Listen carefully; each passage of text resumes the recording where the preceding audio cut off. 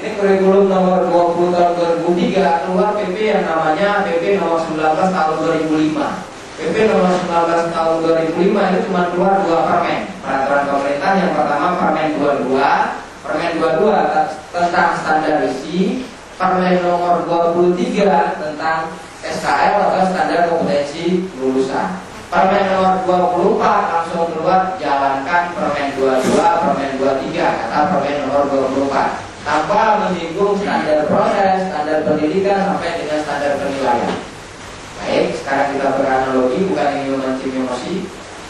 Anak bapak dikasih ke sekolah saya. Di sekolah saya kan cuma ada ini Pak, ada standar isi, standar lulus.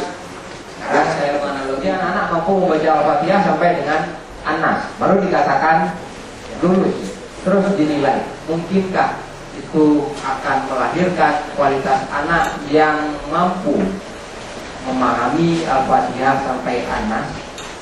Oke, nggak ada masalah kalau tempat kita Pak. Ya aja mungkin nggak jadi masalah. Sekarang persoalannya lain, jangan. Persoalannya lain sendiri. Kira-kira kalau standar nomor 5 itu tidak ada, artinya nggak ada mesin jahit Pak. Kan itu sarana, nggak ada mesin jahit.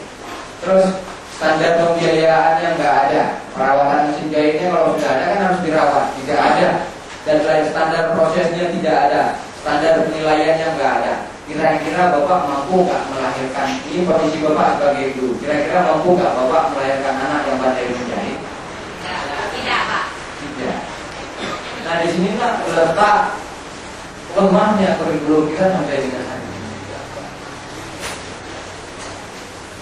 Pak, bukan hanya Bapak, saya tidak selamanya berdiri di depan.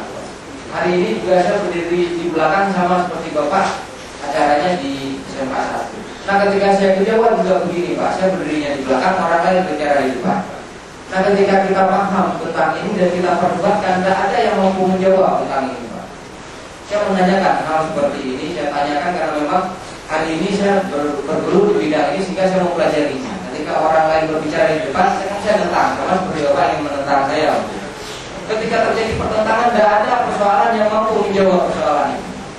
Tidak ada.